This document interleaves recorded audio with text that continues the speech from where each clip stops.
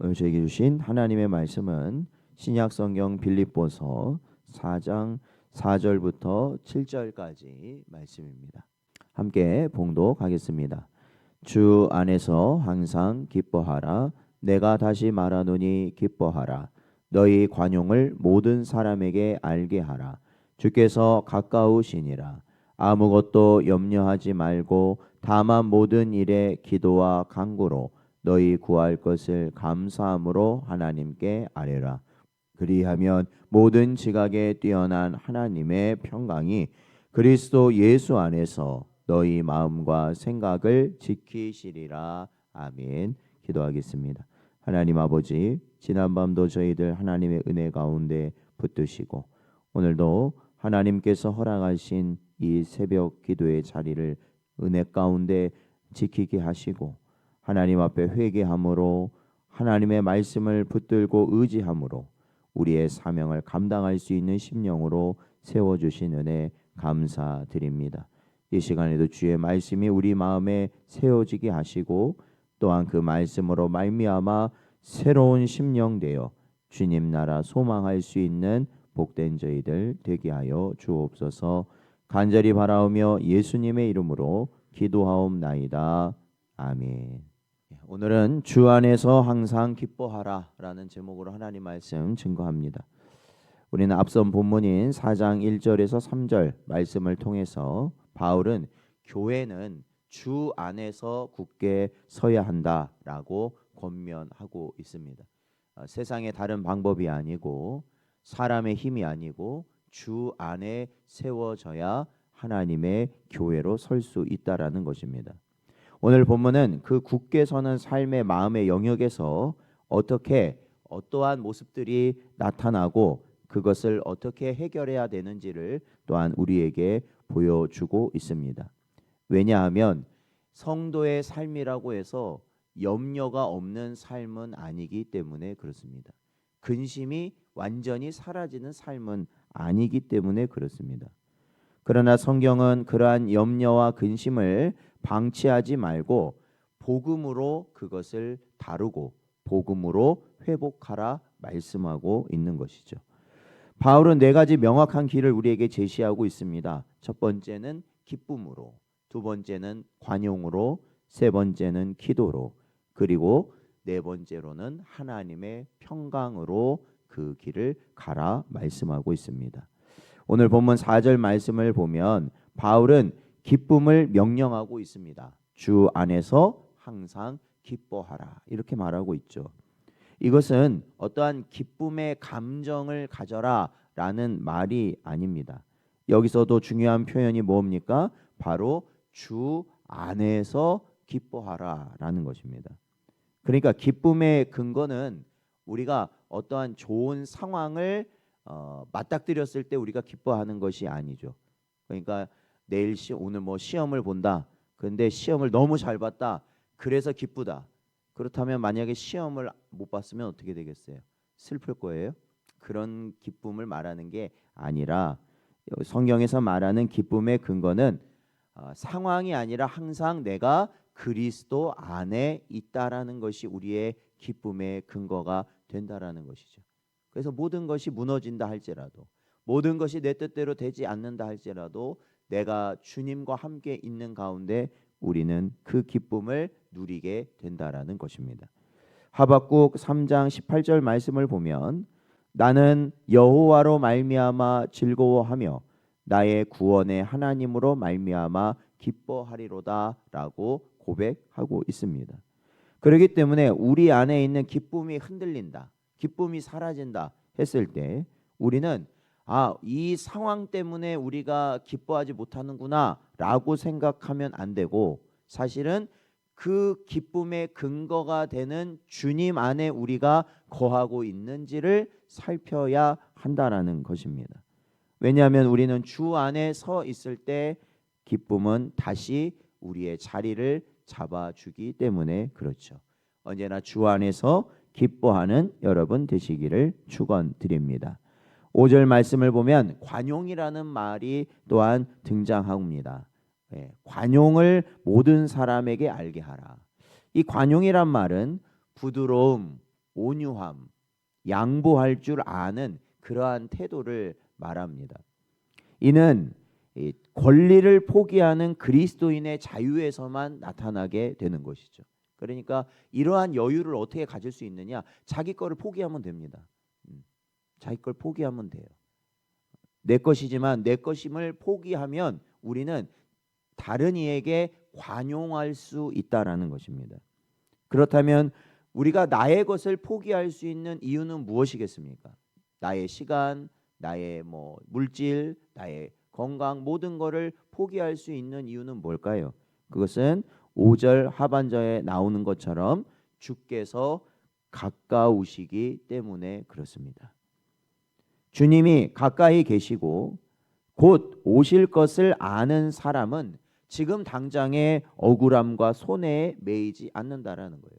그러니까 조금 손해보고 조금 자기 걸 잃고 조금 억울하다고 막 감정이 막 격동해서 성질을 내고 막 그걸 어쩔지 몰라서 막 이렇게 안절부절하는 그러한 이들은 아직도 주님이 나와 함께 계시다, 주님이 이 땅에 곧 오신다라는 것을 망각한 채 살아가는 모습이 바로 그러한 모습이라는 겁니다. 야고보서 말씀을 보면 야고보서 5장 8절에서 9절 말씀에 너희도 길이 참고 마음을 굳건하게 하라. 주의 강림이 가까우니라. 형제들아 서로 원망하지 말라. 그리하여야 심판을 면하리라. 보라 심판주가 문 밖에서 계시니라 말씀하고 있습니다. 곧 주님이 우리를 심판하실 때가 온다. 그러니 어떠한 상황에서도 참고 인내하고 마음을 굳건히 하여서 원망하거나 불평하는 죄를 범하지 말라. 이렇게 야고보서는 우리에게 분명하게 말하고 있습니다. 그렇기 때문에 관용, 즉 남에게 양보하고 언제나 참고 기다리고 하는 것은 약한 자이기 때문에 그러는 것이 아닙니다. 그는 하나님 나라 백성으로서 성숙한 자이기 때문에 그렇다라는 겁니다. 그러니까 믿음이 큰 자이기 때문에 그렇다는 것이죠. 주님의 임재와 재림을 믿는 사람은 그러기에 다른 사람 앞에서 날카로워질 필요가 없습니다. 사실은요. 그것이 이 땅의 문제든 영적인 문제든 모든 거에 있어서 날카로워질 필요가 없어요. 마치 본인이 뭔가 소리를 지고 막 뭔가 닥달을 하고 뭔가 이렇게 하면 그 사람이 변할 것 같 그런 게 아닌데 그게 그죠? 내 말로 변하는 게 아니잖아요. 내 행동으로 변하는 거 아니잖아요. 신앙도 마찬가지거든요. 상대방의 신앙을 내가 소리 지르고 내가 막 이렇게 한다고 변하는 게 아니거든요. 왜요? 그 신앙은 하나님께서 바꾸시는 거예요. 맞습니까? 하나님이 변하게 하시는 거죠. 그러니까 우리는 날카롭게 할 필요가 없어요. 사실은요. 사랑하는 성도 여러분, 그러기에 언제나 주님 오실 날이 가까움을 깨달으시고 어떠한 상황에서도 관용하는 자의 모습을 가질 수 있는 복된 여러분 되시기를 축원드립니다. 그리고 6절 말씀을 보면 염려하지 말라 이렇게 말하고 있어요. 아무것도 염려하지 말아라 이렇게 말씀하고 있습니다. 사실 우리가 염려를 한다는 것은 어떠한 문제가 우리에게 발생을 한다는 거거든요. 어떠한 일이 생긴다는 거죠. 사람으로서 근심 걱정이 생긴다는 건 이제 그러한 상황인데 이 말씀은 그러한 문제를 그냥 덮어둬라, 뭐 그냥 내비둬라 이런 말이 아닙니다. 즉 문제를 무시하라는 말이 아니라 우리가 문제로 여기는 그것을 하나님께 맡기라는 거예요. 하나님께 맡겨라. 우리가 지금 내 마음을 염려하게 하고 근심하게 하는 것이 있다면 그거를 하나님께 맡기라는 겁니다. 하나님의 주권 안에서 그것이 반드시 이루어질 것이기 때문에 더 이상 우리 안에서 그걸 가지고 왈가왈부하지 말고 하나님께 맡기라. 사랑하는 성도 여러분, 여러분의 안에서 염려가 되고 근심이 되는 일이 분명히 있겠죠. 그 모든 것을 하나님께 옮겨드릴 수 있는 여러분 되시기를 축원드립니다. 바울은 이러한 염려의 대안으로 네 가지를 제시합니다. 먼저는 기도예요. 기도. 염려가 되고 근심이 되고 걱정이 되고 어려울 것 같으면 뭐 하면 되는 거예요? 기도하라는 겁니다. 예. 기도하지 않으면 항상 뭐 하고 있어요? 머릿속으로 그 생각만 하고 있는 거예요. 아무것도 손에 안 잡혀요. 예. 그래서 기도의 자리를 지킬 때 염려가 물러가게 될 줄로 믿습니다. 그리고 또 뭐 어떻게 하라고 그럽니까? 간구하라는 거예요. 그러니까 우리가 염려가 되고 근심이 되고 걱정이 되는 거 있으면 그것을 하나님께 간절히 구하라는 겁니다. 그걸 아뢰라는 것이죠. 이러한 일 때문에, 이러한 상황 때문에, 이러한 형편 때문에 어렵습니다. 그렇게 하나님께 할 때 하나님께서는 그 간구를 들어주시고, 그러면 우리의 염려가 어떻게 된다는 겁니까? 물러가게 된다는 겁니다. 그리고 모든 일, 어떠한 뭐 중요한 일이다, 뭐 작은 일이다, 큰 일이다 이런 게 아니라 그냥 모든 일을 예외 없이 하나님께 맡기는 것이 중요하다. 그리고 감사함으로 하나님께 아뢰라 이렇게 말하고 있습니다. 그러니까 감사할 수 있는 것, 이미 나타난 것도 아니고 이루어진 것도 아니지만 감사할 수 있는 것. 그러니까 보통 염려한다는 것은 좀 미래적인 일이죠. 그렇죠? 앞으로 어떤 일이 벌어질지 모르기 때문에 그러는 거 아니에요? 그러나 그거를 우리가 감사함으로 받는다는 건 뭐겠어요? 하나님께서 그 모든 걸 이루실 거라는 확신이 있기 때문에 감사할 수 있는 것이죠.